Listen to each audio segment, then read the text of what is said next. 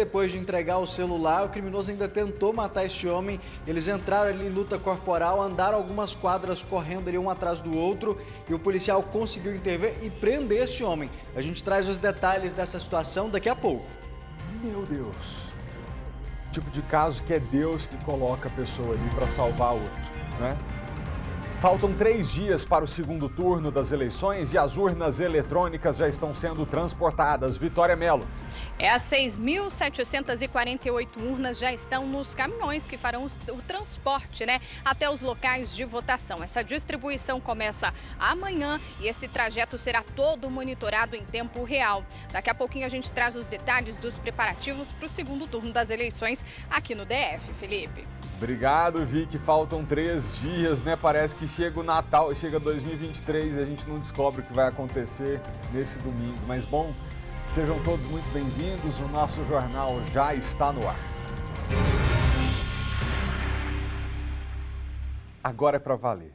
Nesse próximo sábado, ao meio-dia, você vai ver o programa especial com a minha festinha de aniversário e tendo os telespectadores como convidados. Gente, foi tão legal, tão legal.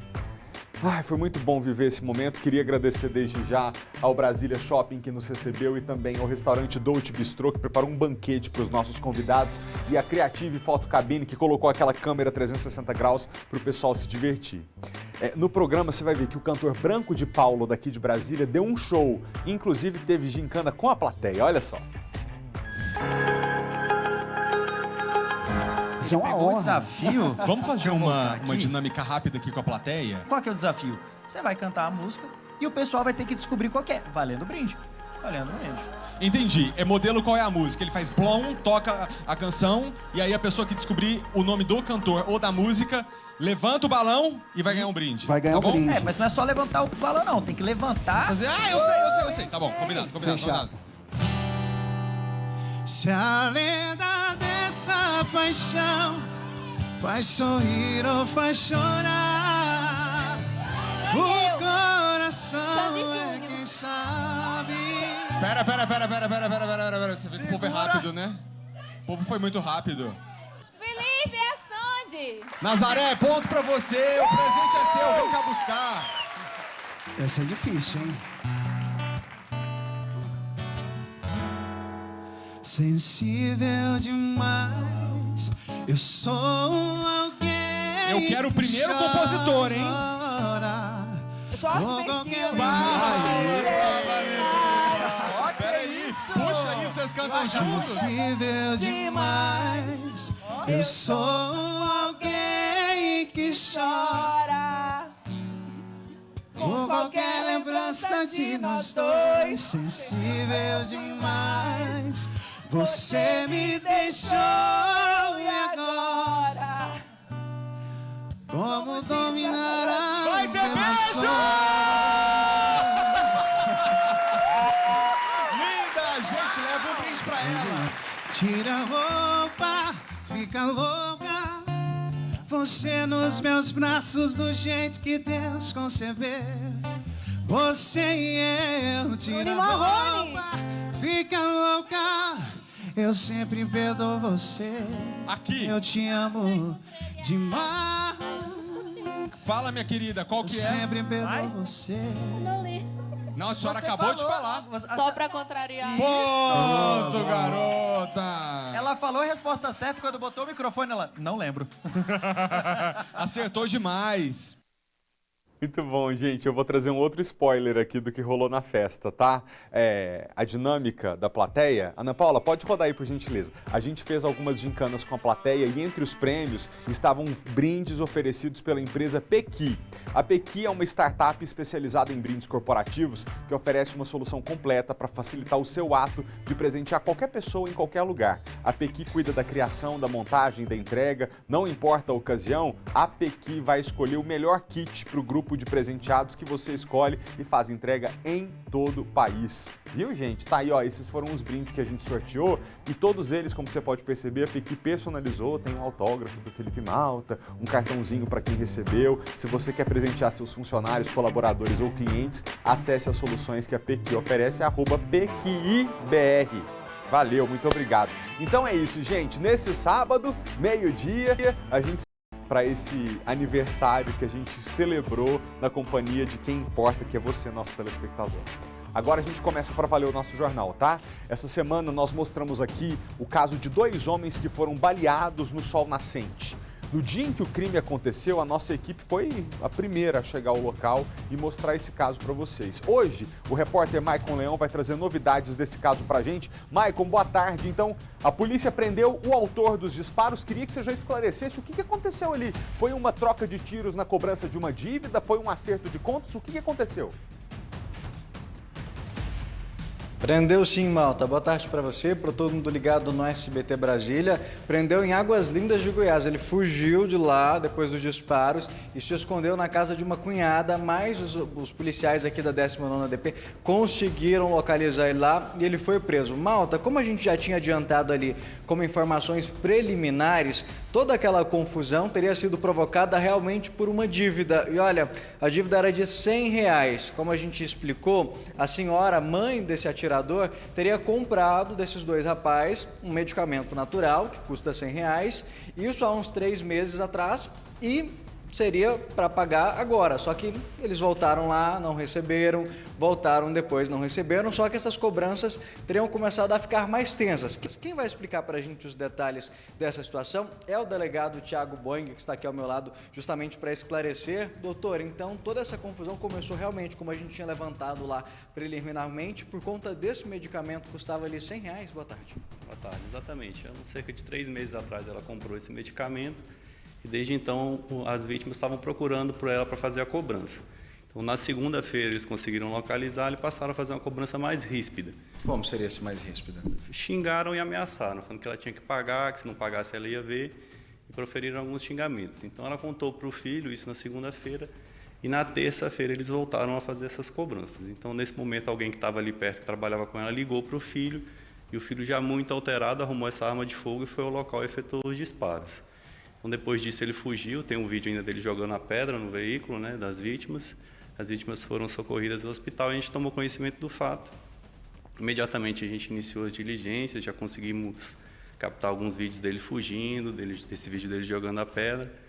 E com o passar do tempo, a gente conseguiu a qualificação dele e conseguimos prendê-lo ontem em Águas Lindas. Delegado, no primeiro momento, até foi um questionamento que o Mauro também fez agora, a gente recebeu a informação de que seria uma troca de tiros, um confronto. Houve esse disparo de ambos os lados ou apenas o filho realmente que estava armado conseguiu essa arma e foi lá para resolver essa situação que estava envolvendo a mãe?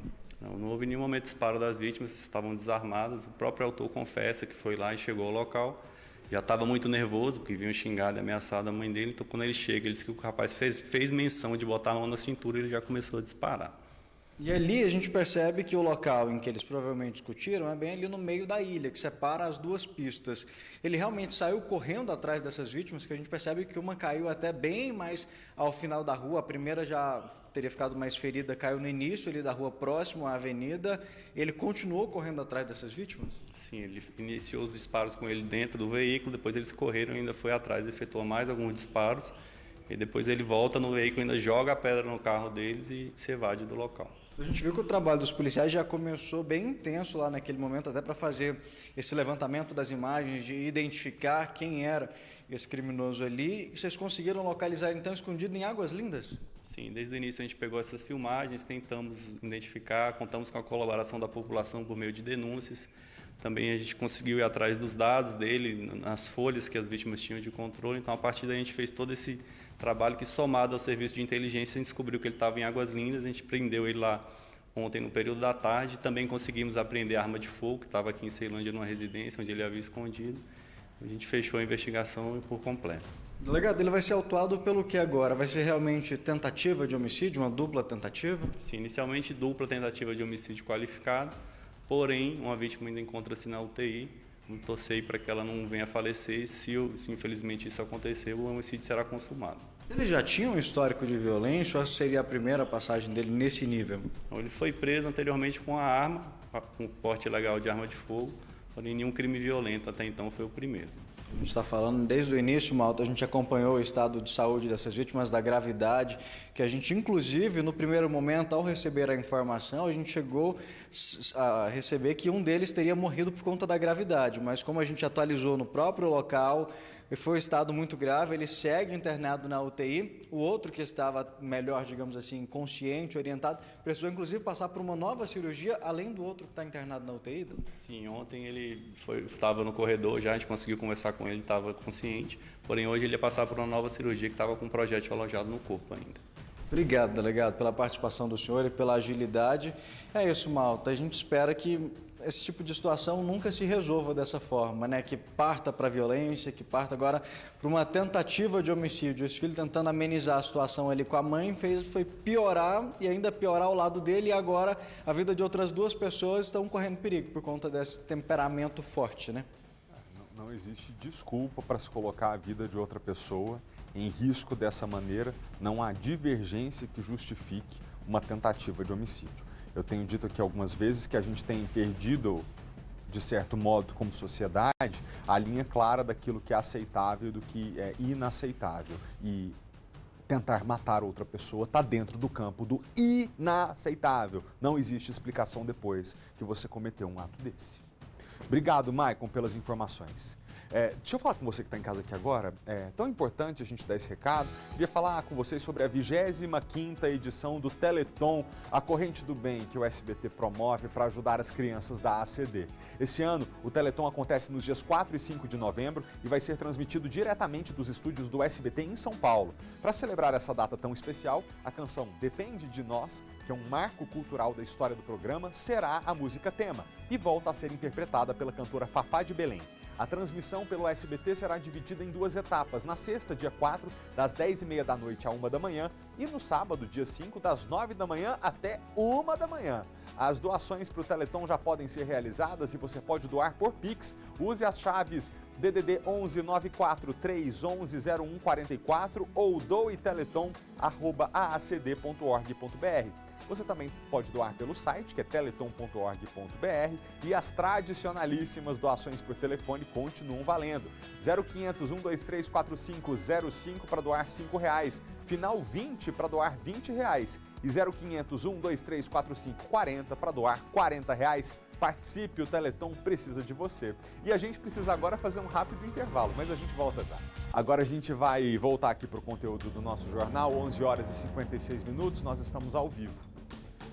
Um homem foi encontrado morto dentro de um caminhão numa estrada de terra perto do INCRA 8 em Braslândia. Quem vai trazer as informações dessa morte misteriosa para nós agora é a repórter Kátia Gomes.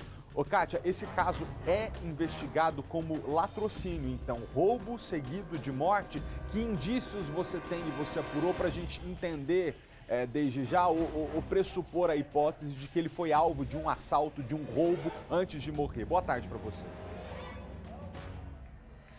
Oi, Malta, boa tarde para você. Boa tarde para todo mundo. A polícia ainda não passou mais detalhes desse caso, mas disse que pode se tratar de um latrocínio, que é o roubo seguido de morte, porque alguns pertences ali da caminhonete desse homem desapareceram, né? Esse crime, como você disse, foi ontem por volta das 6 horas da manhã, foi o horário que ele foi encontrado na VC 561, no INCRA 8, em Braslândia. O corpo dele foi encontrado ali, ele teria sido esfaqueado até a morte. A vítima se chama José Geraldo Martins, de 53 anos. Ele era morador de Ceilândia e trabalhava com um plantio de gramas. A polícia agora está investigando, onde que esse homem estava indo, qual que era a rota que ele estava fazendo, como que ele foi parar ali naquela estrada de terra da VC 561, no INCRA 8, e saber também quais foram as últimas pessoas com quem ele teve contato, para tentar entender toda essa dinâmica aí do crime e também identificar o assassino ou os assassinos. A polícia disse que ainda é cedo, as investigações estão no começo. Ontem pela manhã, assim que o corpo foi localizado, a Polícia Civil esteve no local, fez a perícia, realizou ali todos os exames necessários, tanto no corpo quanto no carro da vítima também, para tentar identificar aí possíveis impressões digitais, que levem a esse criminoso que acabou aí tirando a vida desse homem. Inclusive o delegado lá da 18ª DP de Braslândia, que está investigando o caso, ele mandou um vídeo para a gente explicando exatamente o que teria acontecido, né? O que a polícia sabe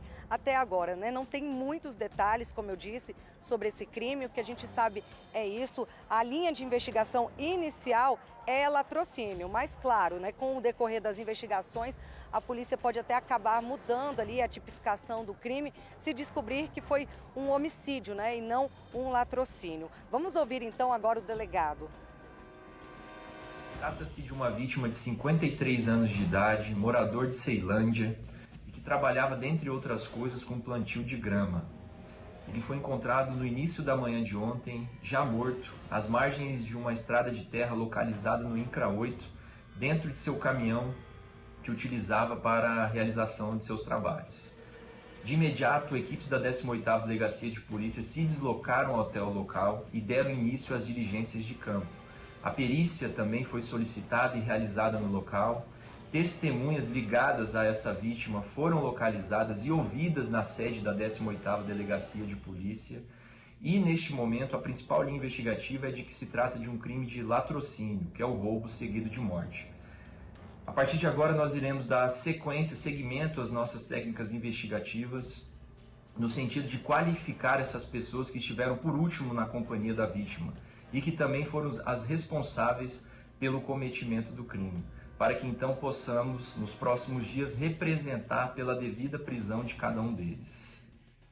Kátia, muito obrigado pelas informações. A gente se fala daqui a pouquinho ainda nesta edição. A Polícia Civil prendeu hoje de manhã um suspeito de estuprar uma criança de 6 anos de idade em Vicente Pires. Ele trabalhava na fábrica de salgados da mãe da vítima e era uma pessoa de confiança da família, como normalmente acontecem em casos de abuso de crianças e adolescentes. As informações com Maicon Leão. Maicon, é com você.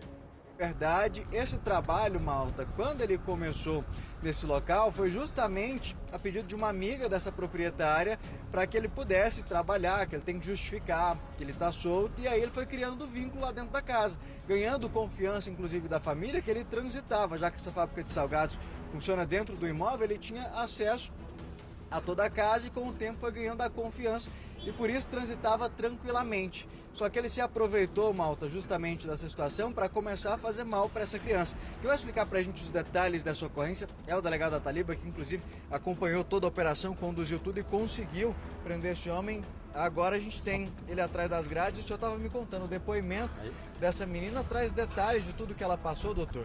Exatamente, os fatos foram registrados aqui no início de setembro, né? E a materialidade do laudo não comprovou a penetração, o ímen da criança estava íntegro, né? Mas no depoimento ela explicou, porque na verdade o abuso sexual não teve a penetração sexual, apenas a manipulação genital e também a fricção. Então ele praticava o coito de roupas na menina. A menina demonstrou o local onde esses atos eram praticados e simulou ali, mostrando como o autor agia. Então o depoimento dela foi muito firme, né? E que conseguiu comprovar aí a materialidade desse crime, independentemente do laudo que restou negativo. Delegado, de acordo com as investigações, ele já estaria se arrastando aí por cerca de 9 meses? Isso que a criança relatou foi isso, que quando ela completou 6 anos, esses atos teriam se iniciado.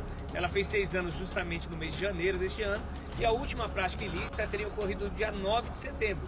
Foi quando a criança, de forma inocente, contou para a mãe, né, durante o banho, que o autor estava praticando esses atos de abuso. No mesmo dia a mãe registrou a ocorrência policial aqui e demitiu o autor lá do emprego na fábrica.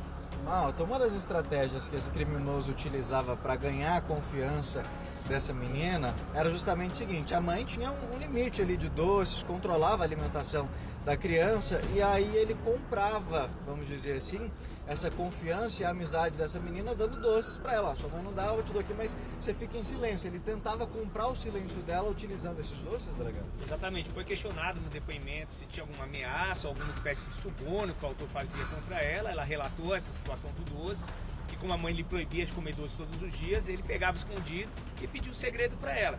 E também ele pedia para a menina não contar o que estava acontecendo entre eles, porque se a mãe soubesse ia brigar com ele e ia demitir ele do emprego. Então ela tinha medo aí que ele fosse demitido, né, que fosse causar esse mal na vida do cidadão, e assim ela preservava o autor.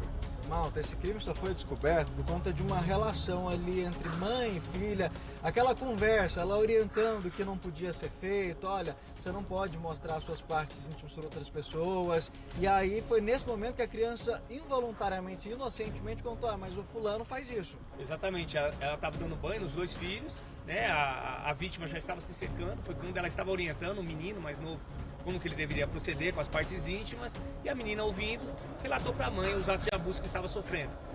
A mãe se assustou, pediu mais esclarecimentos, convicta da veracidade das informações, trouxe os fatos aqui para a delegacia. Investigação rápida, conseguimos comprovar a materialidade, conseguimos efetuar a prisão do autor aí e dar um pouco de alento aí para essa família. Porque a gente sabe também que, após tomar conhecimento dos fatos aqui, ele começou a perturbar a própria vítima, a criança, tentando fazer com que ela não contasse os fatos para ninguém.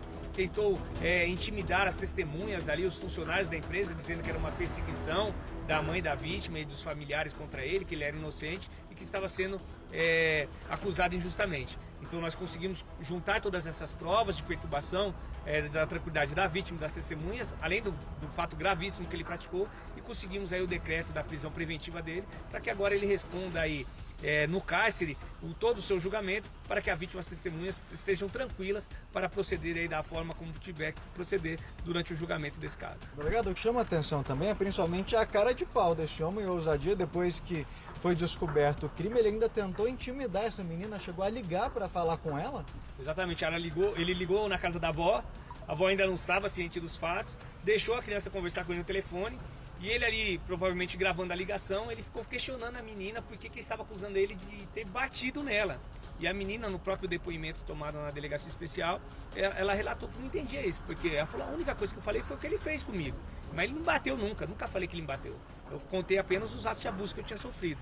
Então a própria criança não entendia a estratégia, mas claro, ele queria forçar que ela dissesse alguma coisa ali para ele tentar dizer que foi tudo mal entendido, que na verdade teria agredido ela em uma ocasião e ela teria confundido e dito isso, que seria uma prática sexual. Mas o depoimento da menina foi firme, categórico, então a gente não tem nenhuma dúvida quanto à prática ilícita perpetrada. Mas, delegado, a atitude de pedófilo dele não foi só com essa menina lá na casa, que tem essa criança, na verdade, contra uma outra menina de 16 anos, filha adotiva da família. Ele não tinha chegado a tocar nela, mas ele teria se masturbado atrás dela? Exatamente. Então, a gente apurando esse crime também, essa importunação sexual. Essa filha adotiva, ela tinha acabado de chegar a morar, ela tinha acabado de chegar na família, estava iniciando ali a morar na residência, quando ele teria praticado esse ato. Ela estaria de costas conversando com o cliente, ele teria passado a se masturbar atrás dela. Ela percebeu os gestos, característicos de masturbação, e quando olhou para trás ele começou a disfarçar. Ela não contou os fatos, porque tinha acabado de chegar na casa, ficou com medo da reação da mãe, ficou com medo de ser colocada para fora de casa. Mas quando foi feito o registro aqui, quando a criança contou que tinha sido abusado, ela, para corroborar com a versão também, contou que já tinha passado por um episódio semelhante. E o próprio fato do autor já ter uma condenação criminal por esse mesmo crime, contra uma criança de 8 anos de idade, situação semelhante, subornava através do pagamento de pequenas quantias em dinheiro, a gente não tem dúvida aí da prática ilícita, a gente não tem dúvida que vai ter uma nova condenação no futuro desse homem. Delegado, obrigado pela sua participação, pelos esclarecimentos.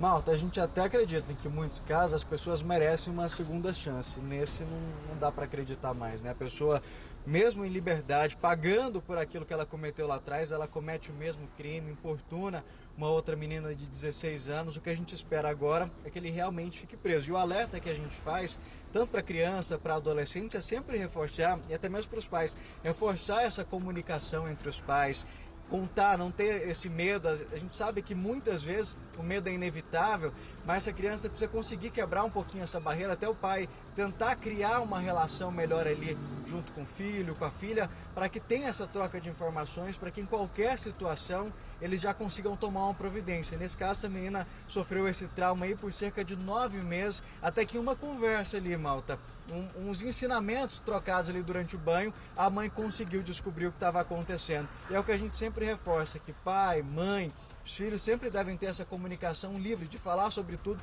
porque é numa hora dessa que às vezes até involuntariamente a gente acaba descobrindo alguma coisa, né? Exatamente, Michael, muito obrigado pelas informações. 3 pontos para a gente levantar dessa conversa com o delegado, a quem desde já eu agradeço pela participação aqui no jornal. A primeira delas é porque o fato corrobora a regra, Em geral, o abuso de criança e adolescente se dá por uma pessoa de confiança da família, tão de confiança, né, que a família de boa fé deixa um menino, uma menina aos cuidados da pessoa e acaba depois descobrindo a maldade que foi feita. Segunda coisa, que enquanto a gente não tem uma legislação que puna adequadamente uma pessoa que comete um crime como esse, porque já era recorrente, que a gente reforce aqui a necessidade da conversa entre pai, entre mãe e filho e filha. Essa conversa precisa existir, sabe, gente? Nós não podemos tratar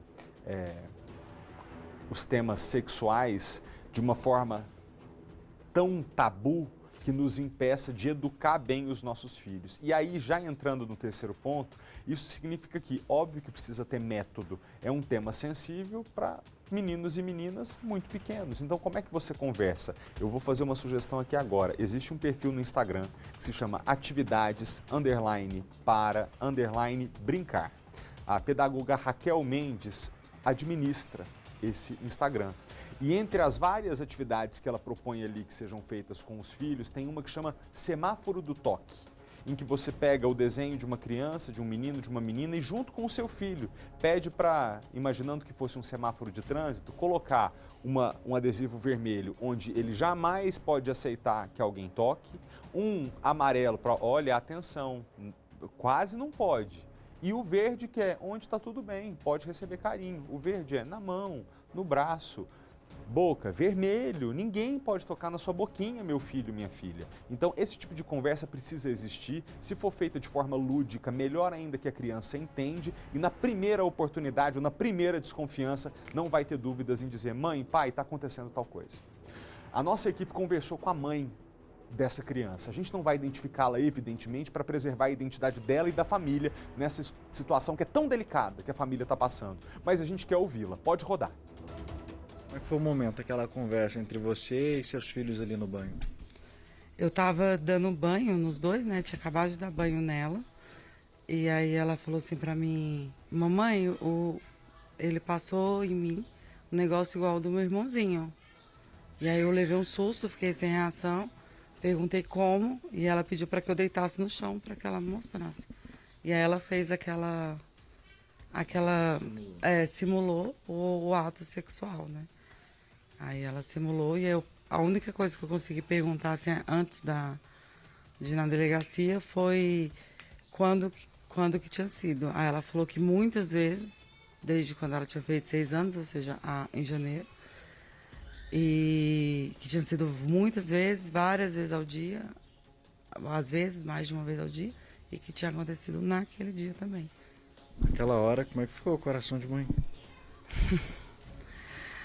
Não, as pessoas falam assim: eu imagino como você está sentindo. Não dá para imaginar. De verdade, é insuportável. É insuportável. No ápice assim, da minha dor, eu cheguei a falar assim: eu preferia ter visto o fulano morto, né? Pessoas, é insuportável, é a pior dor, porque é uma sensação de impotência com dor, com raiva, com como eu deixei acontecer, né? A gente sempre tenta trazer e não foi diferente comigo. Eu fiquei muito ruim e eu pensei até no pior, assim, fazer comigo foi insuportável, é insuportável.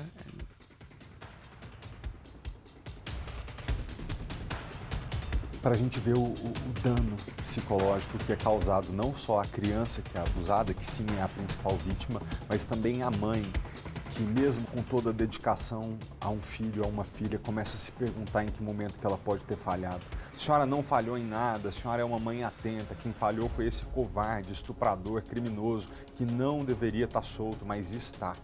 Então, eu sei que é uma situação muito delicada. Como a senhora disse, a gente não imagina o que a senhora está sentindo, mas eu só espero que justiça seja feita e que a partir de agora a senhora possa ter força e fé em Deus para criar sua filha, para tocar sua vida da melhor forma possível e que isso seja uma página virada, se Deus quiser, que você possa educá-la com todo carinho, mas sobretudo que esse homem seja punido adequadamente. Aonde que uma menina de 6 anos de idade vai mentir sobre uma situação dessa? Não existe isso. Não existe. Bom, vamos continuar aqui o jornal. Uma imagem de uma abordagem policial de rotina está viralizando na internet. Foi hoje de manhã, em Samambaia, uma Lamborghini avaliada em mais de 3 milhões de reais, que era dirigida por um cantor famoso, foi parada por policiais militares do DF e, obviamente, chamou a atenção. Vitória Mello traz as informações pra gente. Vicky, é com você. Oi, Felipe, boa tarde a você, boa tarde a todos. Pois é, esse carrão, estava sendo dirigido pelo cantor Hungria hoje de manhã lá em Samambaia. E aí ele foi parado por policiais militares que faziam uma operação de trânsito ali na região. O cantor encostou o veículo, desceu do carro, ele estava acompanhado com um amigo. Os dois foram revistados. Hungria passou pelo teste do bafômetro, que deu negativo, então os dois foram liberados. Mas claro que essa cena chamou a atenção, circulou as redes sociais. Mas para dar mais detalhes para a gente, está aqui ao meu lado o Major Bruck, da Polícia Militar, que vai explicar um pouquinho mais de detalhes sobre operações desse tipo que ocorrem em todas as regiões aqui do Distrito Federal. Não é isso, Major? Boa tarde. Boa tarde, Malta. Realmente foi uma abordagem ali de fiscalização de trânsito. Os policiais militares identificaram ali na cidade uma Lamborghini, um veículo avaliado em 3 milhões de reais, e foram fazer a verificação de trânsito, a documentação estava tudo ok, a quem pertencia, e os abordados ali, depois foi descoberto que era um artista. Eles foram super colaborativos, eles em nenhum momento chegaram a questionar ou resistir a qualquer tipo de abordagem, e foi super tranquilo. Os policiais ali agradeceram depois, ao final, pela colaboração, independente se ele está num veículo de 3 milhões ou não, se é uma pessoa que tem condições financeiras superiores à maioria das outras pessoas, e que sirva de exemplo aí para as outras pessoas, porque esse é o serviço da Polícia Militar, é de realizar ali a fiscalização, seja de trânsito, seja numa abordagem, e as pessoas às vezes têm que entender que isso é para a própria segurança, para a segurança de todos. Então fica o aviso e o apelo, e também os parabéns da Polícia Militar ao artista, ao outro indivíduo que foi abordado, que colaborou desde o início com a abordagem. Major, o senhor estava me falando que o policial nem reconheceu, o Hungria ali. O que chamou a atenção mesmo, eles já estavam fazendo esse patrulhamento de trânsito, um carro desse padrão rodando ali em Samambaia, então eles decidiram abordar, mas em nenhum momento eles desconfiaram ou perceberam que se tratava desse cantor. É um carro que chama atenção em qualquer lugar do mundo, e ali no local também chamou atenção. Os policiais militares realizaram ali a abordagem, aí no final da abordagem, quando tem ali aquela conversa para saber exatamente de quem se trata, é que o Hungria se identificou, e aí eles não sabiam de quem se tratava. Então mostra a isonomia das ações da Polícia Militar, independente se a pessoa tem um veículo de alto valor, um veículo de luxo, ou se a pessoa tem um veículo com menor valor. Esse é o serviço da Polícia Militar, o tratamento isonômico para cada cidadão do Distrito Federal, promovendo aqui a segurança pública. E, Major, essa colaboração já é um indicativo de que não tem nada errado. A pessoa para ali tranquilamente, conversa com os policiais. Pelo vídeo que está circulando nas redes sociais, mostra os policiais fazendo ali a abordagem, a revista, e em nenhum momento eles resistiram a essa abordagem. Isso já é um indicativo, os policiais já ficam mais tranquilos? Sim, já é um indicativo. Os policiais militares já diminuem o nível de tensão, porque toda abordagem policial ela gera riscos para os policiais. Então, naquele momento em que a pessoa está colaborando, provavelmente não há nada de errado, e aí os policiais vão diminuindo ali a tensão, vão ficando obviamente mais tranquilos, a abordagem ela vai fluindo de uma forma mais tranquila, e aí dá esse resultado no final das contas, que é o serviço da Polícia Militar sendo prestado com excelência e o cidadão sendo ali recebendo também o serviço policial. E em qualquer momento, em qualquer situação, em qualquer cidade, isso pode acontecer, isso vai acontecer por parte da Polícia Militar, e é o apelo que a gente faz, que sejam colaborativos, que atendam às ordens dos policiais, para que a gente possa estar fazendo da melhor forma o nosso trabalho. E ele passou pelo teste do bafômetro, já é um procedimento comum desse tipo de operação? Como se tratava de uma fiscalização de trânsito, então tem que ser, como a gente chama, o pacote foi ofertado, ele passou pelo teste do etilômetro, nada constatado, liberado, o veículo também estava em plenas condições de questão de documento, de rodagem, foi liberado, normal, vida que segue. E justamente o que o senhor estava comentando aqui, é sempre bom reforçar, que essas fiscalizações, independentemente do local, é sempre para a segurança da população, a segurança das nossas vias. Sim, a Polícia Militar tem a incumbência de fiscalização de trânsito devido à parceria com o Detran. Então isso é muito importante que as pessoas colaborem. Não é algo pessoal, né, porque o veículo A, veículo B, veículo C. É na verdade ali uma fiscalização para todos. Se pudéssemos fiscalizar e abordar todos os veículos possíveis, a gente faria. Mas infelizmente não é possível, mas quando a gente faz da melhor forma possível, justamente para atender melhor ao cidadão. Muito obrigada, Major, por estar aqui com a gente na Torre de TV e pela participação aqui no nosso jornal. Então é isso, Felipe. Como o Major explicou, né, uma operação de trânsito, qualquer veículo seria abordado e o Hungria estava passando com o veículo dele, né, essa Lamborghini de mais de 3 milhões de reais, lá em Samambaia no momento da operação e também foi parado pelos policiais. Ô Vicky, eu venho do interior de Minas Gerais, conheço o interiorzão do Brasil, de Goiás, e posso dizer com tranquilidade que em cidades menores, longe da capital, um carrão como esse normalmente pode impor um medo, uma resistência no policial de tal maneira que ele evite abordar achando que se trata de alguém importante. É a cultura do Brasil da carteirada. E eu gosto tanto de ver que no Distrito Federal isso não existe. O policial militar do Distrito Federal, o agente de trânsito, o agente da Polícia Civil, ele não tem medo de parar qualquer carro que seja, um carro popular de 20 mil reais ou um carro de 2 milhões de reais, porque ele está fazendo o trabalho dele. E isso é resultado, e a gente tem que reconhecer, de uma polícia bem paga, bem treinada, consciente do dever, que sabe que quem quer que esteja ao volante, essa pessoa não está acima da lei e, portanto, deve ser abordada. Claro que a gente tem que mandar um abraço para a Hungria e para a pessoa que estava que estava junto com ele, porque também são dois artistas e talvez, ó, você pensa junto comigo, talvez até pela origem da Hungria, sabe? Que saiu de uma vida muito difícil e hoje é um artista milionário, ele que pode ter vivido isso que ele viveu aí, uma fiscalização ainda quando jovem, ele não se assustou com aquilo. Eu quero ver essa fiscalização aí em lugar de gente bacana, em que a pessoa vai tentar dar carteirada e eu sei que a polícia militar vai olhar de volta e falar, olha, não adianta você me dizer se você sabe com quem você está falando, que eu vou te responder quem você pensa que você é. Aqui no Distrito Federal, todo mundo é tratado de forma igual, independente do carro que está dirigindo. E isso é muito bonito, porque é assim mesmo. Não importa o carro que você tem, importa só que você tem que cumprir a lei. Antes de despedir de você, Vicky, só agradeça e avisa aí ao Major que sábado agora é a nossa edição especial de aniversário do É Sábado, e ele foi um dos convidados, falou no programa em nome da Polícia Militar, então ele que está sempre com a gente aqui todos os dias, estará também na nossa festinha sábado.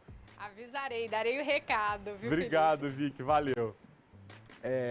Bora continuar, né, aqui o nosso jornal. Os problemas na rodoviária do Plano Piloto, 700 mil pessoas por dia rodam ali. Tem exigido um cuidado redobrado. Não é só quem circula pela rodoviária que reclama, mas quem trabalha por lá também fala que a violência, infelizmente, faz parte da rotina. No centro da capital, um terminal que pulsa, acompanhando a rotina da cidade. Por dia, mais de 700 mil pessoas passam pela rodoviária do Plano Piloto. E se neste ano as ocorrências de crimes violentos estavam zeradas, o cenário mudou neste mês. Foram 2 casos de esfaqueamento em outubro, o último ontem à noite. Por volta das 18 horas, uma confusão envolvendo passageiros na fila do ônibus terminou com um homem de 34 anos ferido. A ação de ontem, ela veio só chamar atenção para outras demandas que nós temos aqui na rodoviária, né? Temos feito a implementação do policiamento, mas temos sérios problemas aqui com o tráfico de drogas, com morador e população em situação de rua, né? E num ambiente que a mobilidade tem sido altamente prejudicada. Então nós implementamos o policiamento ciclístico, né, por meio de bicicletas, que tem dado uma mobilidade maior ao nosso policiamento, mas nós entendemos, né, que precisamos do apoio de outros órgãos aqui, né, nessa área toda, para poder garantir a segurança de todos. Ao andar pela rodoviária do Plano Piloto, não é difícil encontrar alguém que já tenha sido vítima de furto, tentativa de assalto ou então escutado histórias sobre crimes que acontecem em qualquer hora do dia. Para quem circula por aqui, a sensação é de medo e insegurança. Eu vejo as pessoas comentando bastante que elas estão aqui e a qualquer momento passa alguém, leva o celular, mexe na bolsa, essas coisas. Aí eu procuro sempre manter minha bolsa assim na frente do corpo para evitar já, porque eu morro de medo de ser assaltada aqui, porque eu escuto muito as pessoas falando. A insegurança também preocupa quem tem na rodoviária o trabalho que garante o sustento da casa. A Helena é vendedora ambulante e quase viu o neto ser esfaqueado na hora de voltar para casa. Foram para cima dele com as facas, jogou a faca nele, quase que pega no pescoço dele. E para quem é comerciante com um ponto fixo, o desafio é diário. Nossa vida na rodoviária é só um caos, é Sodoma e Gomorra. Nós não temos segurança nenhuma. O tráfico de drogas tomou conta da rodoviária.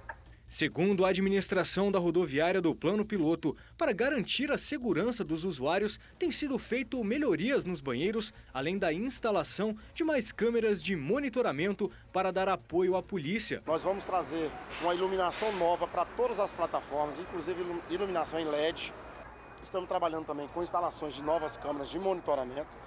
Mas a Secretaria de Desenvolvimento Social também precisa atuar nos casos que envolvem a população em situação de rua. É importante reforçar que não fazemos retirada compulsória de pessoas em situação de rua. O trabalho da assistência social depende do aceite da vontade da outra pessoa para que em conjunto possamos construir um plano individual de acompanhamento para cada pessoa atendida pela assistência social. Mas para quem precisa passar por aqui todo dia, fica o alerta, redobrar a atenção. Que se você vacilar, você vai ser roubado, você vai assaltado, onde você vai.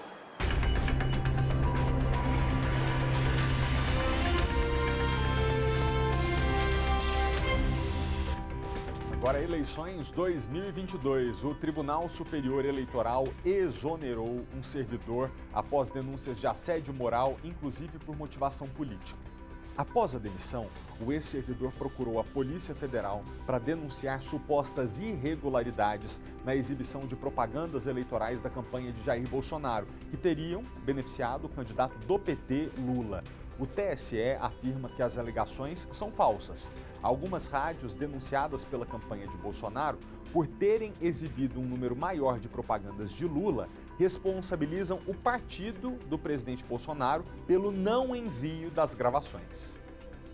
O servidor Alexandre Gomes Machado atuava no TSE no setor responsável pela coordenação das emissoras que disponibilizam as propagandas eleitorais no rádio e na TV. A exoneração dele foi publicada nesta quarta-feira no Diário Oficial da União. Após o comunicado sobre a demissão, o servidor procurou a Polícia Federal para prestar depoimento. Ele disse acreditar que a exoneração ocorreu porque teria apontado falhas de fiscalização e acompanhamento na veiculação de inserções da propaganda eleitoral gratuita. Afirma que foi comunicado do desligamento da função 30 minutos depois de notificar a chefia sobre um e-mail da rádio JM Online, no qual a emissora teria admitido que entre 7 e 10 de outubro deixou de exibir em sua programação 100 inserções da campanha de Jair Bolsonaro. Em nota, o TSE informou que a exoneração do servidor foi motivada por indicações de reiteradas práticas de assédio moral, inclusive por motivação política. O tribunal afirma que as alegações do servidor junto à Polícia Federal são falsas e criminosas e que seriam uma tentativa de evitar a sua responsabilização em um processo administrativo que será imediatamente instaurado. O Tribunal Superior Eleitoral informou ainda que nunca houve nenhuma informação do servidor sobre falhas de fiscalização na veiculação de inserções de propagandas eleitorais de qualquer partido. O TSE destacou também que as regras sobre a distribuição dos materiais de campanha no horário eleitoral estão em uma resolução da Corte. O texto destaca que, caso não seja transmitida a propaganda eleitoral, a Justiça Eleitoral, a pedido dos partidos políticos, dos candidatos ou do Ministério Público, poderá determinar a intimação da emissora para que transmitam a propaganda eleitoral gratuita. O advogado Alberto Rolo, professor e especialista em direito eleitoral, explica que não cabe ao TSE fiscalizar a exibição das inserções. A fiscalização não é o TSE que faz. A Justiça Eleitoral só faz o plano de mídia, só distribui o tempo de acordo com a lei. Mas a Justiça Eleitoral não tem como fiscalizar a veiculação dessas inserções e mesmo do bloco, se cumprir o tempo de cada partido faz a sua fiscalização e se houver algum prejuízo tem que imediatamente ir na Justiça Eleitoral e reclamar.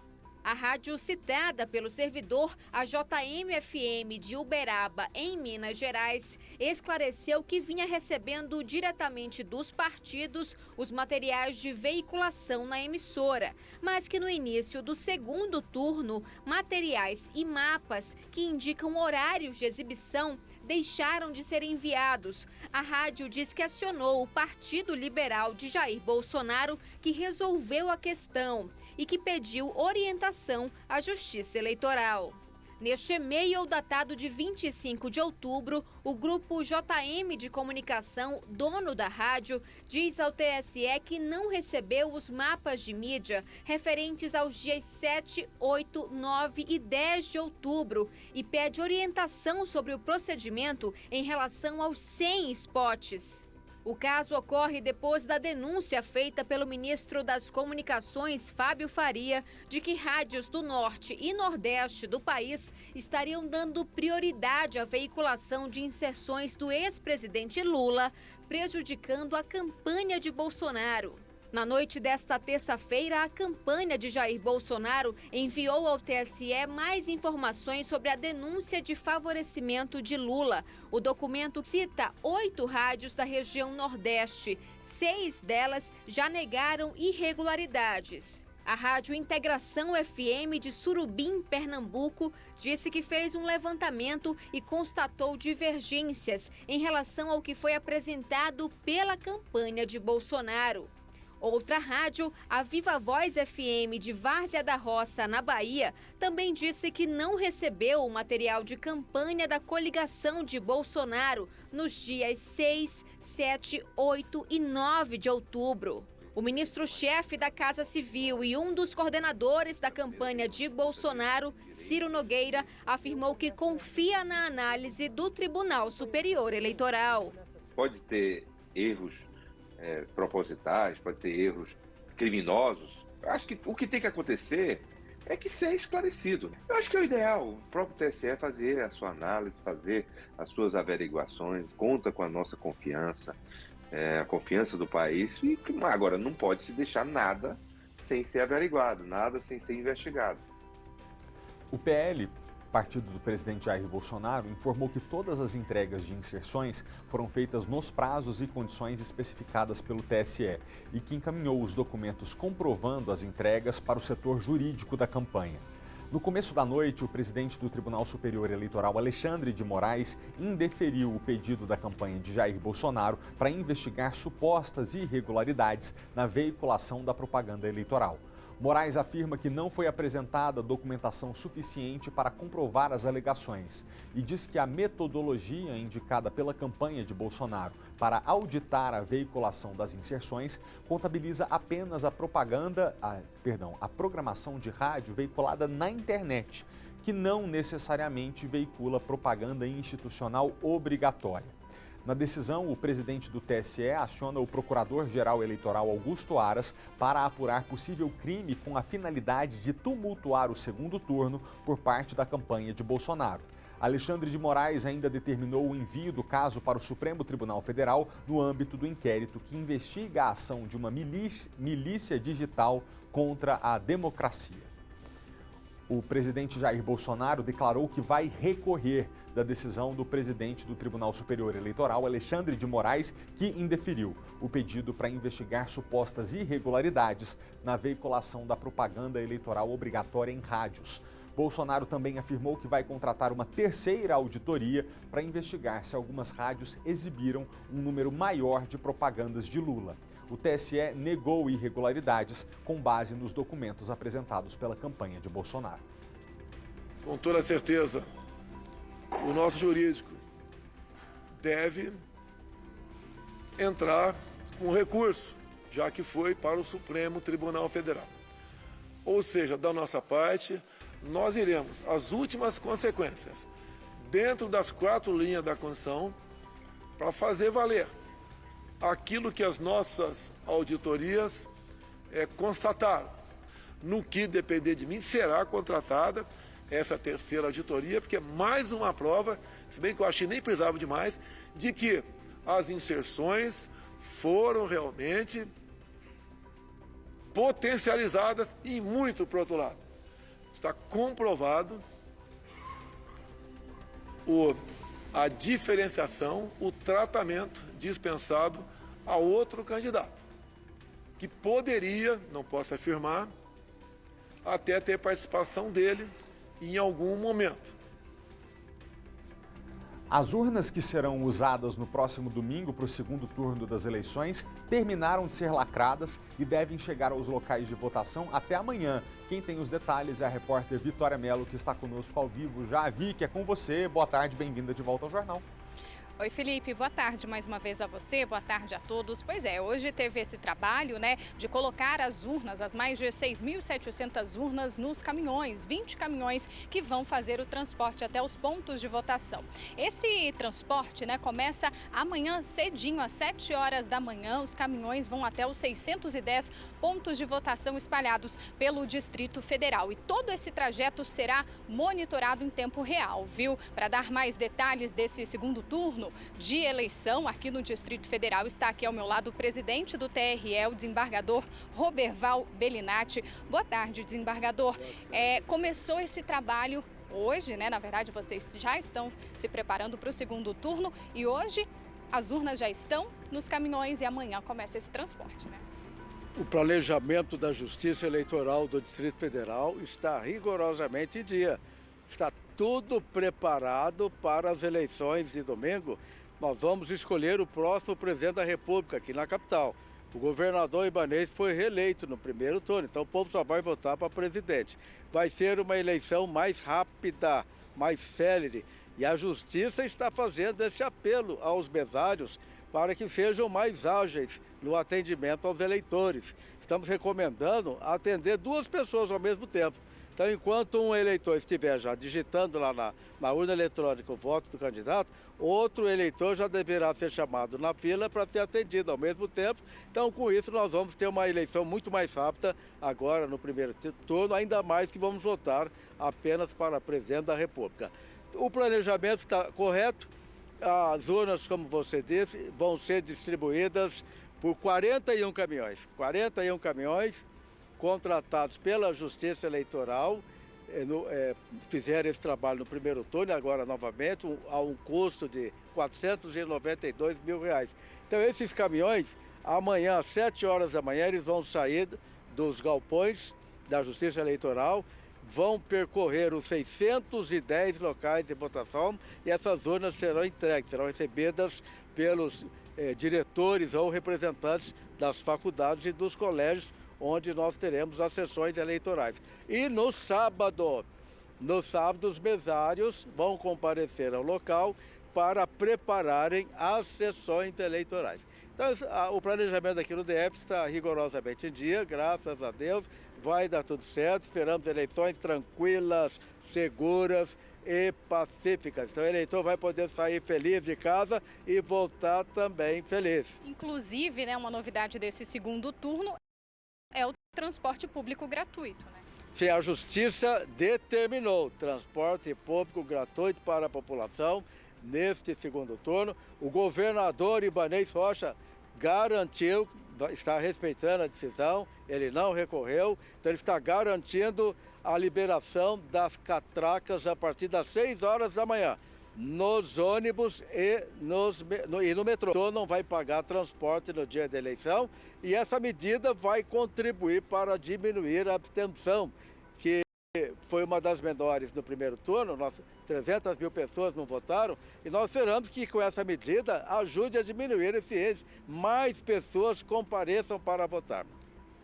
Questões de segurança, segue aquele padrão rigoroso, né? Pessoas não podem fazer propaganda, distribuir santinhos ali nos pontos de votação. Domingo tudo é proibido. Nós tivemos ontem pela manhã uma reunião com o Dr. Júlio Danilo, secretário de Segurança Pública. Ele reuniu umas 50 pessoas da área de segurança aqui do Distrito Federal, no seu gabinete. Foi uma reunião maravilhosa, deu tudo certo. E o planejamento é o mesmo para o dia das eleições. Quase 12 mil policiais estarão trabalhando nesses locais de votação para assegurar tranquilidade para a nossa população. E lembrando que a propaganda no dia da eleição é proibida. É proibida a aglomeração de pessoas, a boca de urna caracteriza crime eleitoral. Ninguém vai poder distribuir santinho ou pedir voto. Isso é proibido. Então o eleitor deve sair em silêncio de casa e também voltar em silêncio.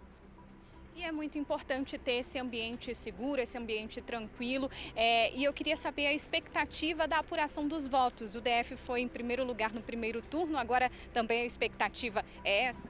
O Distrito Federal foi o campeão na apuração de votos no Brasil. Nós terminamos em primeiro lugar. Isso mostra que deu tudo certo aqui no DF.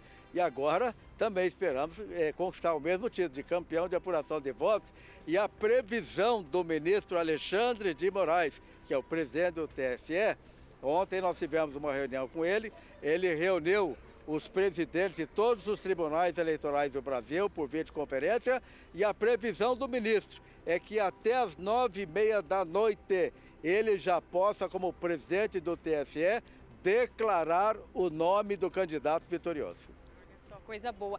E, presidente, eu queria só esclarecer uma situação. O senhor falou na primeira resposta que os mesários foram orientados a atenderem 2 pessoas ali na sala, né? Porque no primeiro turno tivemos ali registros de longas filas em algumas salas nesses locais de votação. Então, agora, esse atendimento deve ser um pouquinho mais agilizado. Sim, nós recebemos muitas reclamações no primeiro turno, de sessões muito lentas. O pessoal demorava muito para votar. Então agora a Justiça, fazendo uma avaliação do que aconteceu no primeiro turno, nós estamos recomendando aos mesários que sejam mais céleres, mais rápidos e atendam pelo menos 2 pessoas ao mesmo tempo. E também estamos recomendando aos eleitores que puderem evitar o horário de pico. O horário que mais tem gente votando é por volta de 10 horas da manhã. Então, se você puder evitar esse horário, evidentemente que você vai pegar uma fila menor. Mas a Justiça está preparada para corrigir as falhas, nós vamos corrigir as falhas que aconteceram no primeiro turno e esperamos realmente eleições transparentes agora no domingo, seguras e pacíficas. Um momento em que a população vai festejar a escolha do próximo presidente da República. Embargador, muito obrigada pelas informações. Então é isso, Felipe. Hoje começou, a ser transportada as urnas para os caminhões. Amanhã ocorre a distribuição. Sábado os mesários vão organizar, os pontos de votação, as salas, de votação. E domingo a gente se prepara aí, como o desembargador disse. Por favor, desembargador, quer finalizar aqui, por favor. Eu estou pedindo ao povo para votar, não deixe de votar, vamos diminuir a abstenção, vamos dar exemplo aqui na capital da República. Estou usando a seguinte frase: vote no melhor candidato no domingo, ou naquele que você achar melhor, mas não deixe de votar. É isso, pronto. Eu finalizo aqui com o recado do desembargador. Você tem alguma pergunta, Felipe? Não, e reforço o pedido que ele faz, Vicky, porque numa democracia o resultado de uma eleição é mais legítimo quanto mais pessoas tiverem dela participado, desse resultado participado. Então, vote em quem você quiser, mas vote. Obrigado, Vitória. Agora a gente vai falar da programação do SBT, porque hoje, 11h15 da noite, você não pode perder A Praça é Nossa. O programa tá demais, porque além do Gaudêncio, do Milton Névoas e de todos os personagens que a gente adora, a Nina vai te fazer dar muita risada, tá muito engraçado, você não pode perder. A Praça é Nossa hoje, 11h15 da noite. Eu tô com preguiça de até. Cachorro religioso? É religioso porque ele é uma mistura de pastor com São Bernardo, sabe? Palavra de cachaceiro. Grande, Cássio. Bonito, Cássio. Olha que beleza. Tá bom. Tira essa música também! É saxão. Não. Vamos fazer um intervalinho rapidinho, a gente volta já.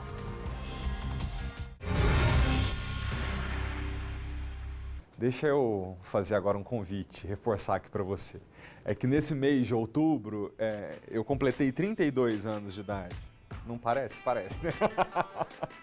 E eu acabei realizando uma vontade antiga, que era de fazer uma festa de aniversário em que eu pudesse convidar você que está em casa e nos acompanha todos os dias. Esse momento aconteceu no Teatro do Brasília Shopping com o apoio do restaurante Dolce Bistrô e da Creative Fotocabine.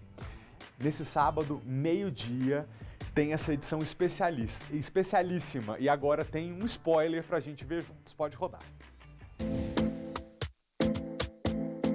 Gabi, vou fazer o seguinte. Você, produtora de conteúdo incrível, engraçado, grava com muito casal. Não sei, pensei aqui agora. A gente tem um super casal aqui na sua frente. Se você encontrasse eles na rua, fosse gravar, qual trend você acha que funcionaria com Kai e Aline? Olha só, eu costumo fazer com casais aquela trend de se encarar por 5 segundos. Porque aí a gente pode ver, assim, se o casal tem química, né? Aquela coisa. Então, acho que, assim, dá pra fazer um desafio pra eles se encararem por 5 segundos. Top. Arma o celular aí. Aí tenta fazer aquele olhar mais, assim, né? Conquistando Lógico, a sua Kai. namorada de novo. É aquele olhar que você fez lá na Irlanda, quando você tava, meu Deus, que brasileira bonita. Vamos ver o olhar que você fez pra ela esse dia aí. 5, 4.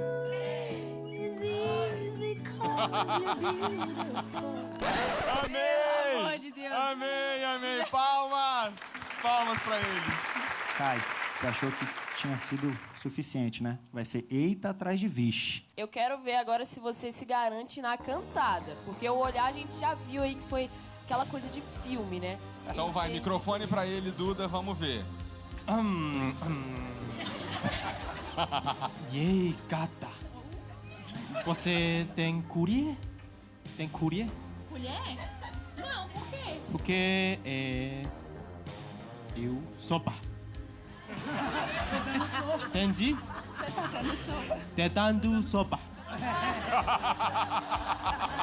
Arrasou. Muito bom. Kai, a gente consegue entender como começou esse amor. Não Gabi, precisa agora dizer pede nada. aí pra Aline fazer, pra retribuir a declaração. Exatamente. Sua vez agora, eu quero ver, assim, ele foi total, mandou Você bem, viu? né? Não, aqui Ele a gente mandou bem. entendeu por que eles estão juntos Exatamente. e cruzaram o planeta. A gente conseguiu. entendeu ali a raiz do negócio, né? A margem tá alta, hein, Aline? Aí eu quero ver agora a sua vez de mandar uma cantada pra ele. E o microfone agora.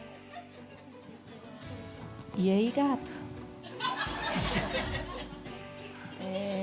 Que tal a gente tomar alguma coisa? Toma quê? Cafezinho? Cafezinho!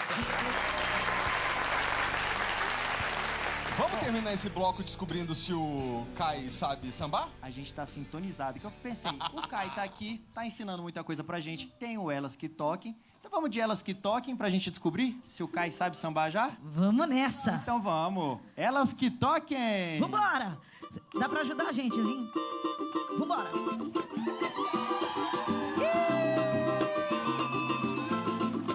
Sucesso! Lelele, o lelele, o lelele, o lelele, o lelele, Vamos que vamos que hoje é dia de curtir com as minas. Entregou tudo! Tô na semana que ela não embaça. Vamos que a feijuca já tá na medida. Já tô ficando louco, esse clima ainda é tardezinha. E se tem batucada, conversa fiada, me chama que eu já vou, cola que eu já tô, até acabar.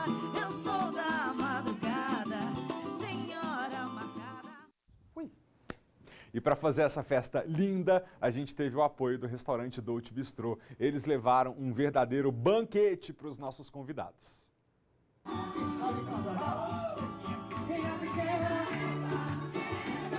O que não pode faltar em um aniversário?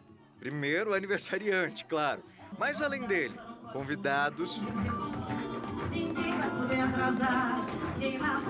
Eu vim de Minas Gerais, parabéns para você, Felipe. Parabéns, muito, muito, muito obrigado. E mais uma vez, parabéns, viu, Felipe?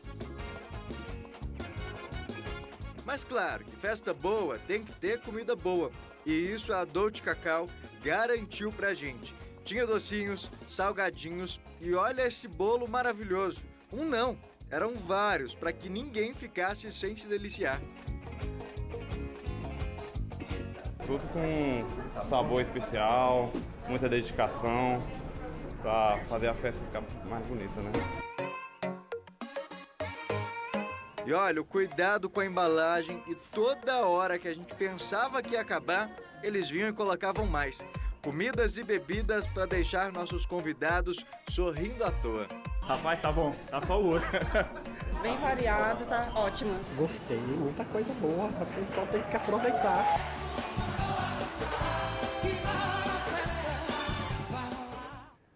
Ei, que coisa boa, sábado, meio-dia.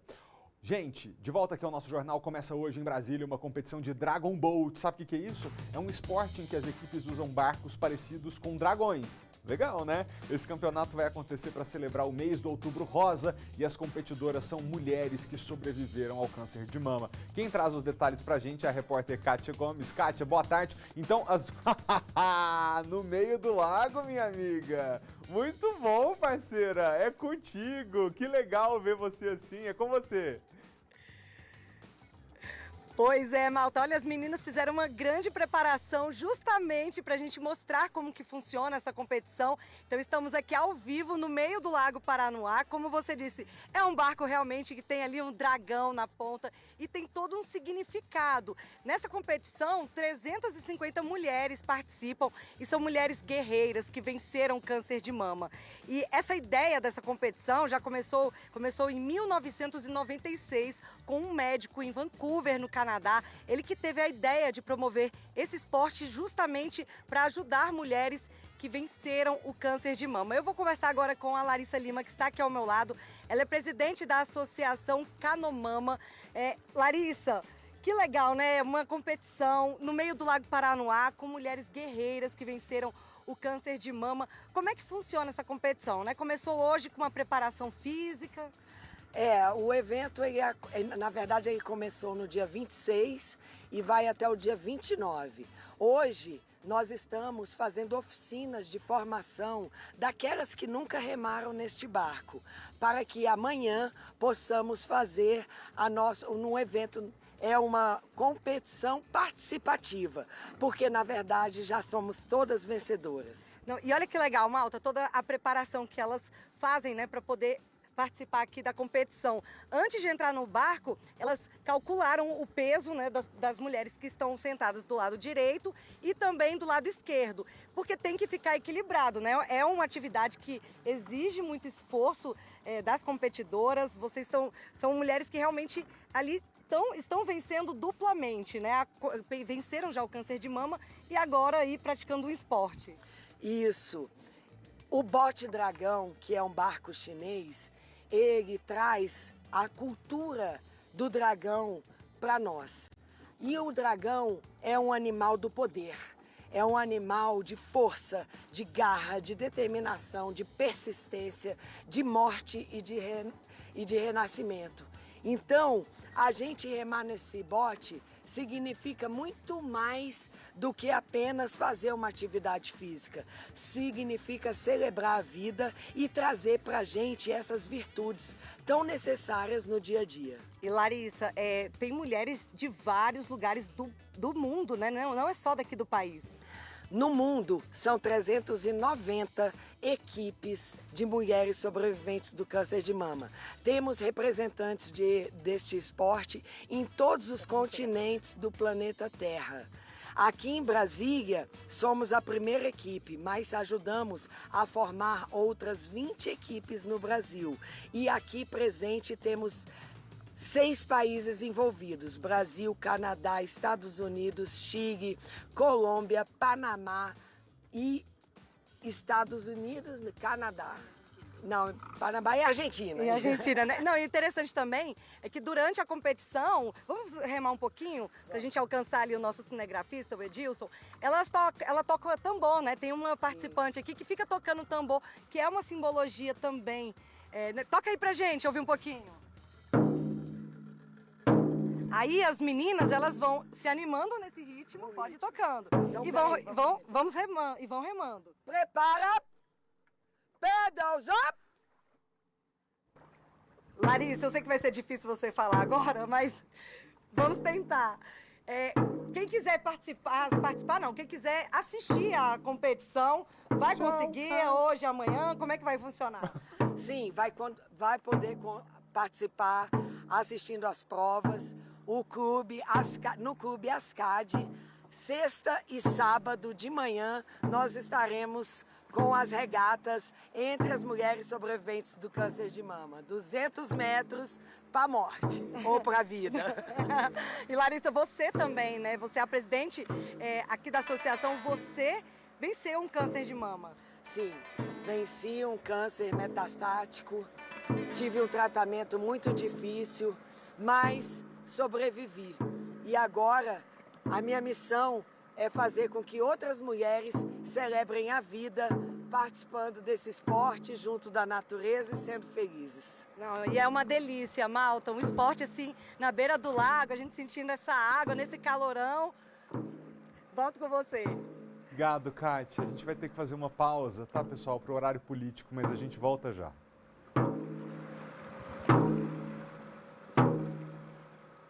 Nós estamos de volta com a SBT Brasília, primeira edição, que continua agora após o horário eleitoral obrigatório.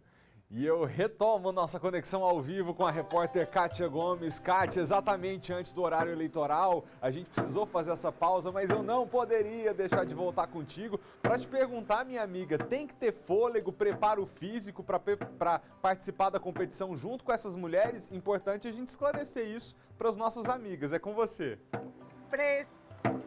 Precisa sim, inclusive eu vou falar aqui com a Rosélia, né, que ela está nesse projeto desde o começo. Rosélia, precisa de muito fôlego, não precisa, para conseguir remar aqui no lago? Precisa de um pouco de fôlego e um pouco de determinação, mas sobretudo de querer viver, né?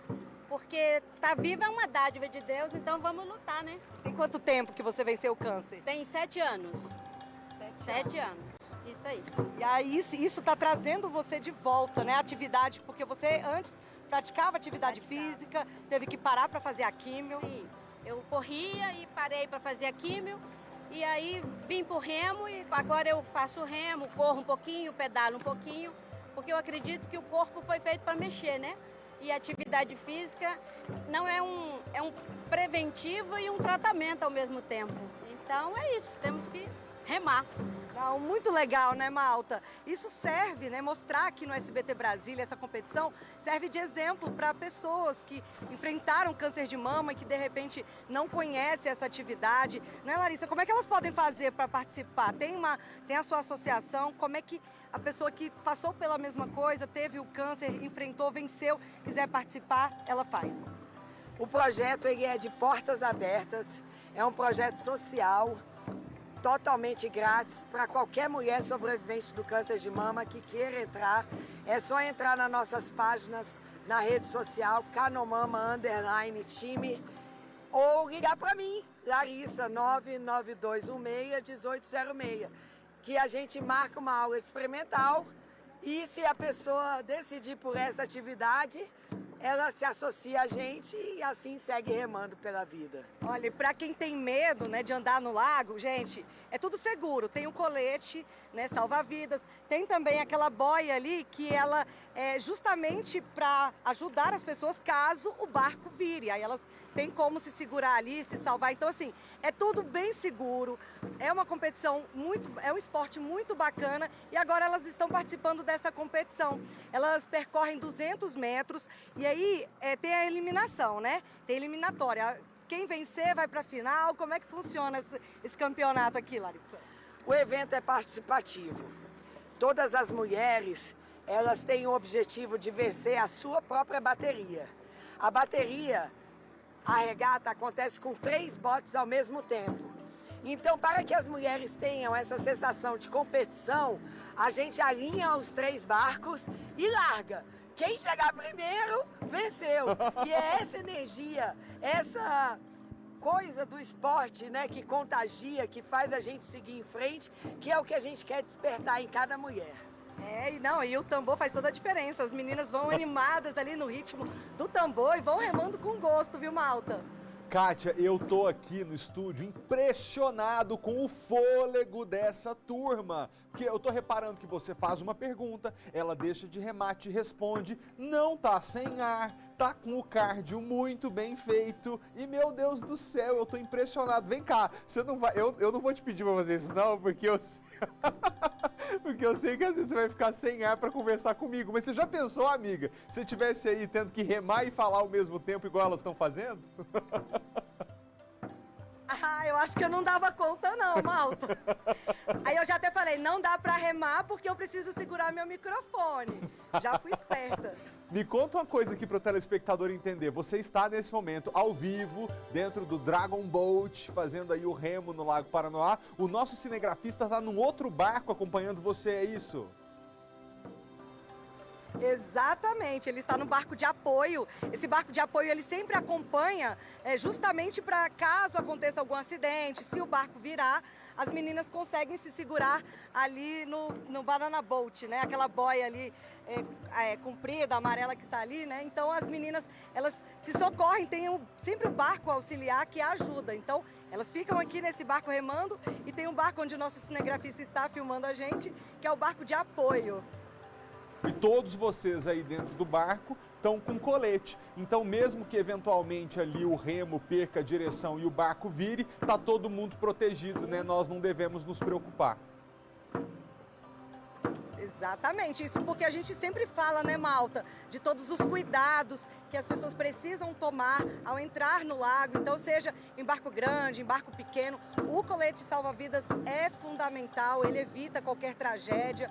Esse ano, inclusive, a gente tem mostrado bastante acidentes aqui no lago, então todo cuidado é pouco. E aqui é toda segurança para a competição, né? Colete salva-vidas, tem a boia ali de apoio, então tudo para que nenhum acidente aconteça. A única coisa que vai acontecer mesmo é essa competição bela, com um solzão lindo que tá fazendo, uma água gostosa. Nossa, tá morninha, eu vou confessar, deu até vontade de nadar aqui no lago, mas eu vou me limitar à reportagem só, vou me comportar. É exatamente isso, eu ia falar, não faz isso não. Obrigado, tá, Kátia, de verdade, agradeço a equipe aí pela disposição de vocês de entrarem no barco, mostrarem tudo isso ao vivo e, sobretudo, agradeço a essa turma de mulheres guerreiras que aprenderam diante de uma situação tão difícil, que é quando você enfrenta uma doença séria, que vale a pena viver, a vida sempre vale a pena. Obrigado, Kátia, foi demais. Estou encantado com esse projeto e que bom que a gente conseguiu mostrar ao vivo aqui para você, né? E as chuvas, pessoal? Aos poucos elas estão chegando, né? Ontem teve até um temporal na Candangolândia, ali na parte do Cia, também no final da Asa Sul, graças a Deus sem nenhum estrago.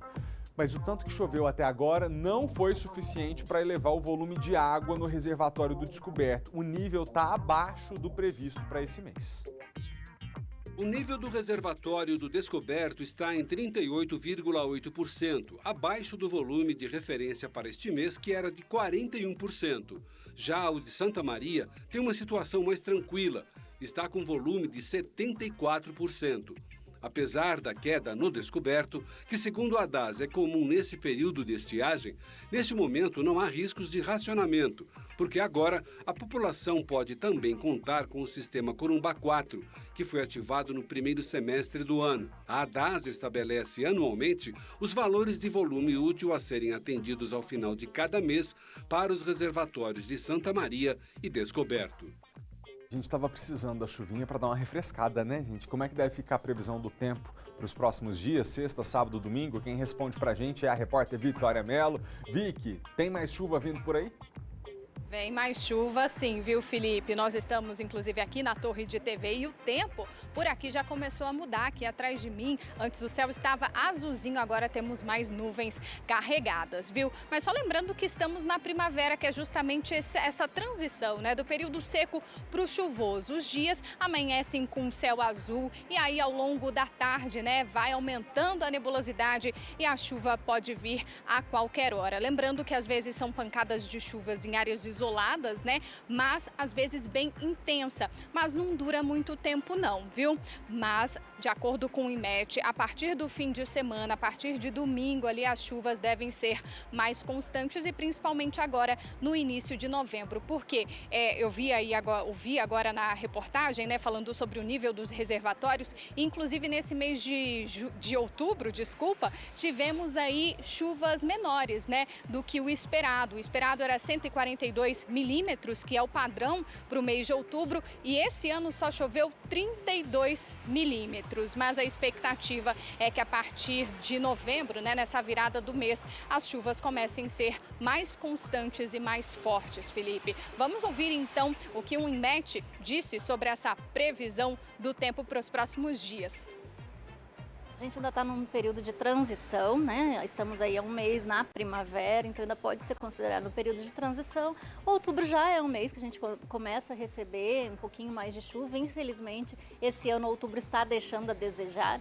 Por enquanto, temos apenas 32 milímetros, que é o máximo de chuva registrado ali no Gama, por exemplo. Aqui no sudoeste, área central, só 4 milímetros. A média é 142, então estamos bem aquém.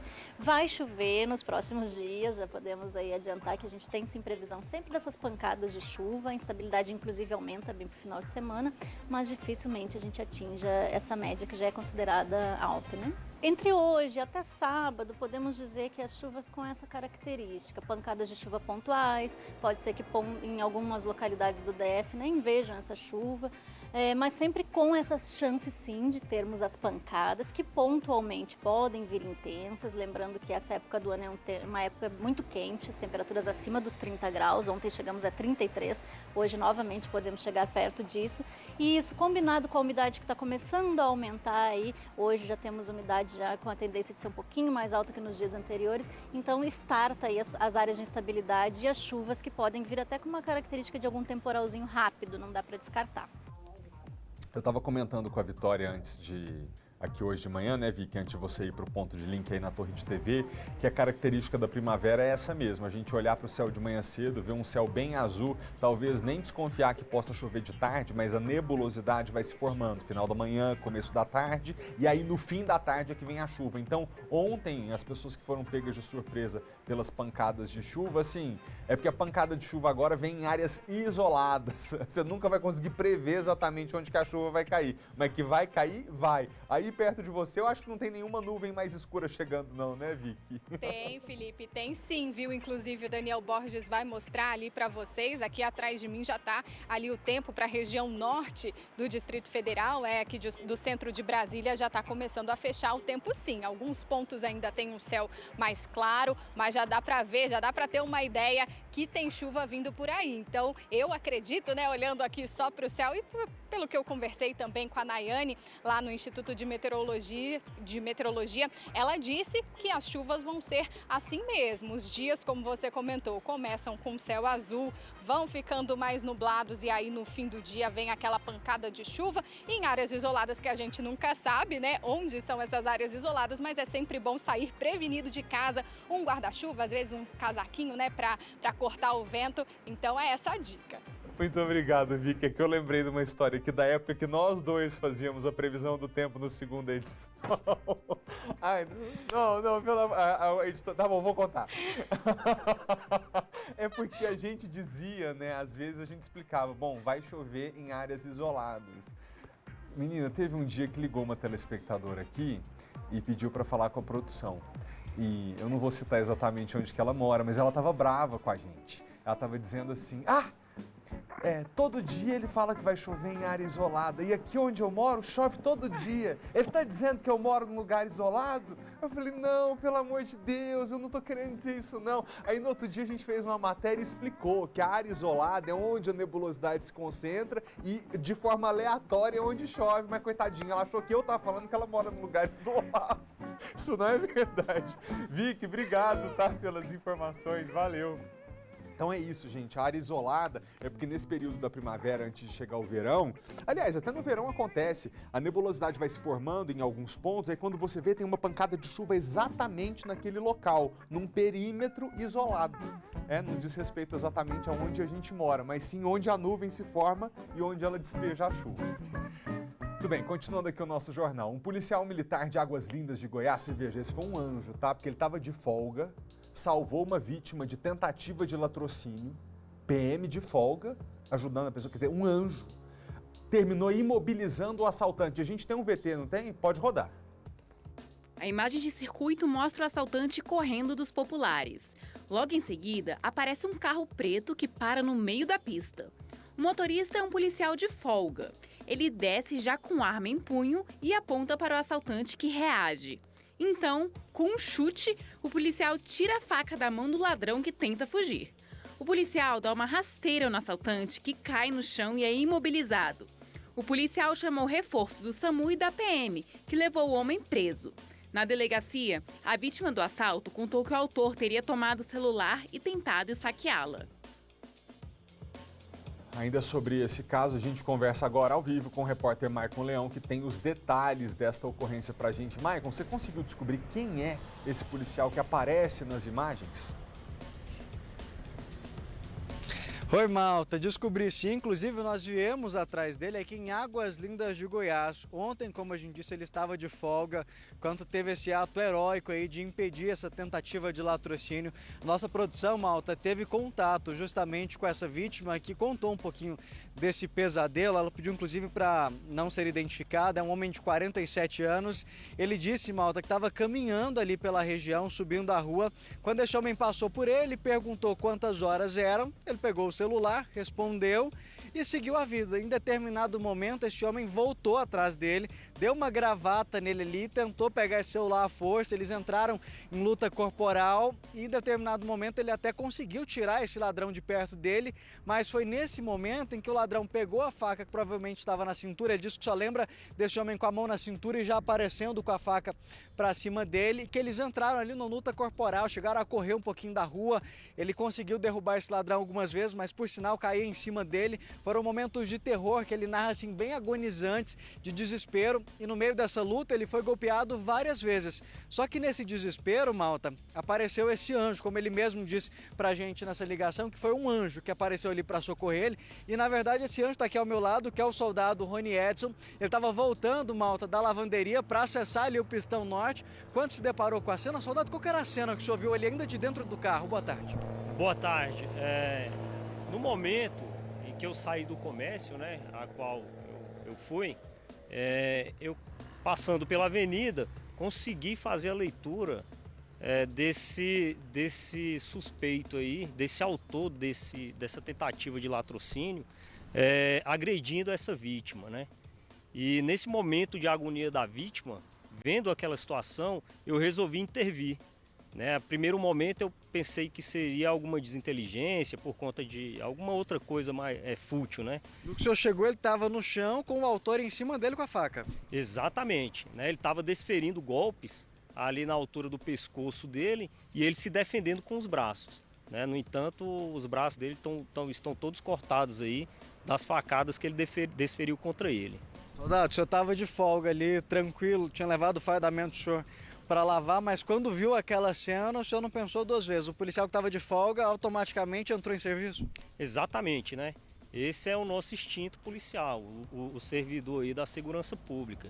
Inclusive, quando a gente adentra as fileiras aí da corporação, nós fazemos um juramento, né? Que é salvar a vida do próximo aí, mesmo com o risco da nossa própria vida. E ali nas imagens a gente vê que o senhor realmente colocou a vida do senhor em risco, já que mesmo o senhor com a arma ali em punho, tentando fazer com que ele se rendesse, ele continuava com a faca, foi para cima do senhor algumas vezes. O que o senhor pensou naquela hora de dar o chute para conseguir desarmar? Porque assim, é uma cena impressionante. Exatamente. A filmagem não mostra, mas quando eu estava recuando ali pela traseira do veículo, por 2 vezes ele tentou desferir facadas no meu abdômen, né? E eu sempre recuando, verbalizando aí com o autor e pedindo para que ele botasse a faca ao chão, né? Ele não foi cooperativo com a minha abordagem e de forma alguma, até mesmo porque ele estava sob efeito de algum entorpecente, de forma alguma ele não foi colaborativo aí com a minha abordagem.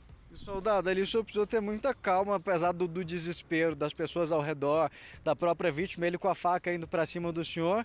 Em nenhum momento naquela ocorrência em si, o senhor chegou a efetuar um disparo, foi sempre a todo momento gesticulando ali, e foi a ação mesmo de chutar a faca que fez que o senhor conseguisse desarmá-lo. Exatamente. São nessas horas, né, desses momentos tensos aí, que a gente tem que colocar todos os nossos treinamentos aí em xeque. Até mesmo para resguardar e não só a vida, né, desse autor e desse crime terrível que tentou subtrair de forma agressiva o bem imóvel da vítima, né, não só como ele, como também todas as outras pessoas ali, os transeuntes e os funcionários dos comércios que estavam ali perto. Ali naquela situação o senhor conseguiu salvar a vítima, mas também acabou salvando a vida do autor, porque depois que o senhor rende ele ali no chão, apesar do vídeo ser interrompido, as pessoas ao redor começam a ficar exaltadas, querendo até linchar ele ali. Exatamente. No momento lá ele fez um comentário infeliz, né, dizendo que queria roubar esse celular para tomar uma cervejinha, e aí os populares nas imediações ali, ouvindo esse tipo de situação, todos ficaram indignados com ele. Né, foi um momento em que alguns tentaram partir para cima, mas eu, como autoridade policial ali no momento, preservei a vida do autor dessa tentativa de homicídio também. Soldado, depois na delegacia, a folga do senhor ali, ela acabou, foi o resto da tarde na delegacia, Malta, cumprindo todo aquele trâmite burocrático, e lá o senhor descobriu que, inclusive, ele nem devia estar solto, digamos assim, Malta, ele estava no semiaberto e cometendo o crime da mesma forma. Então, teoricamente, à noite eu já teria que voltar para a cadeia, não da forma como voltou dessa vez, né? Exatamente.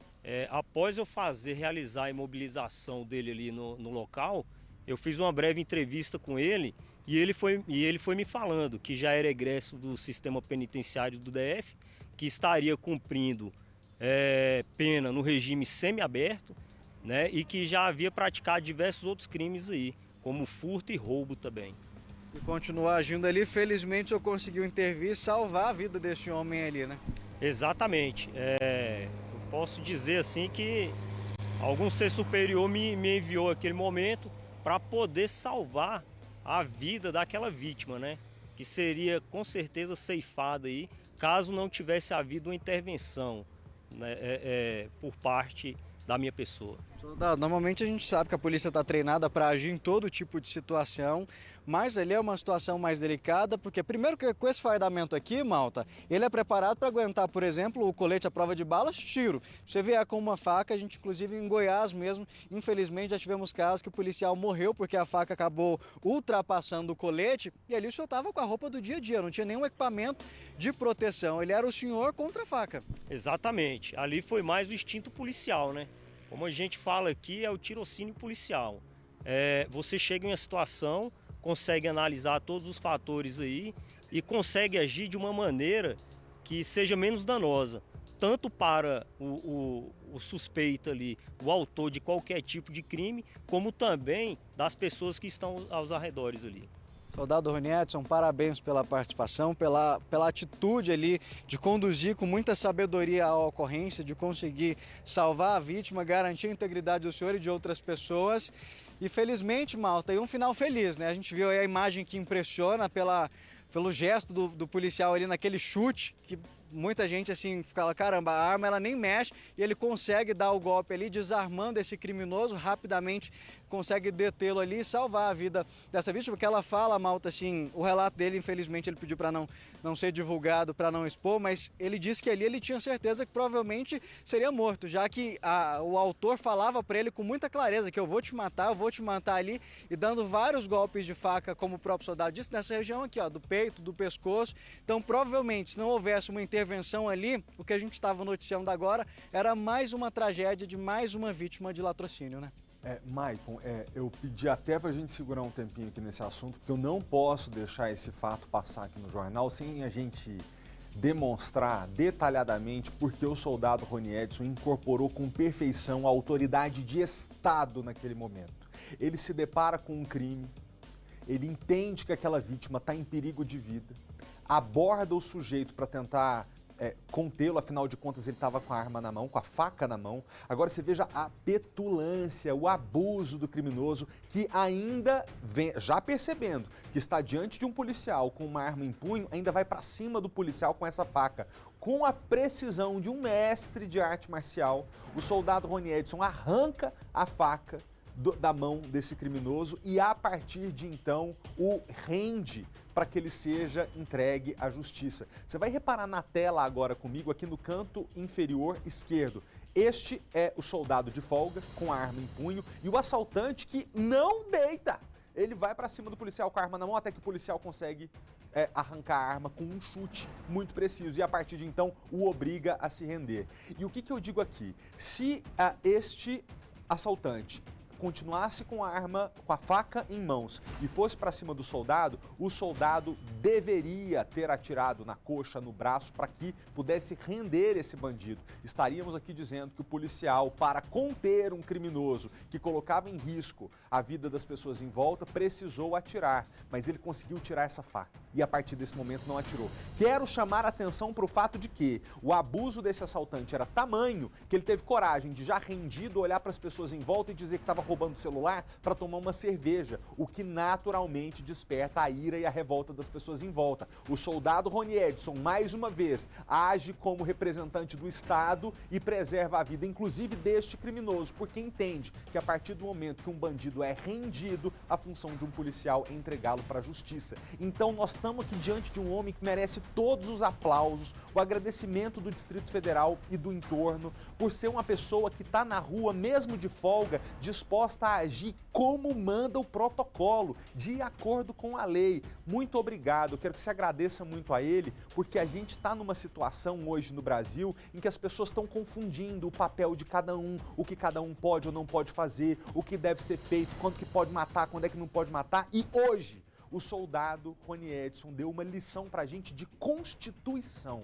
É assim, diante de um crime, a autoridade de Estado age. Se for preciso, age com a violência proporcional para que aquilo seja interrompido. E a partir do momento que o bandido está rendido, o entrega para a justiça. Não posso deixar esse jornal terminar sem dizer que a revolta da nossa população está muito em função do fato de que a partir do momento que esse policial termina agindo como manda a lei, o judiciário não tem respondido à sociedade nas demandas de uma comunidade que está assustada e aterrorizada por bandidos. É muito perigoso que depois de tudo que a gente está assistindo aqui, de um comportamento exemplar desse policial, daqui a poucos dias a gente tenha que noticiar que este mesmo criminoso foi colocado na rua outra vez. Quantas vezes mais o soldado Rony Edson vai ter que agir com o protocolo que ele agiu, sentindo que está enxugando gelo? Isso é que é desesperador.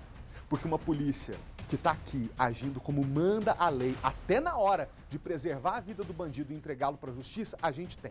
Cadê o sistema judiciário e o sistema carcerário depois para recolher para sempre, se não para sempre, porque não tem prisão perpétua no Brasil, por boas décadas, uma pessoa como essa que não tem pudor de colocar em risco a vida do outro e a vida do policial, que já com uma arma na mão, ainda é enfrentado por um bandido maluco com uma faca, achando que o policial não agiria corretamente e eventualmente até dispararia para cessar a agressão injusta que esse bandido praticava ali. Obrigado, Maicon. Agradeço a ele em nome da nossa emissora, porque esse policial deu exemplo hoje aqui no nosso jornal. Muito obrigado.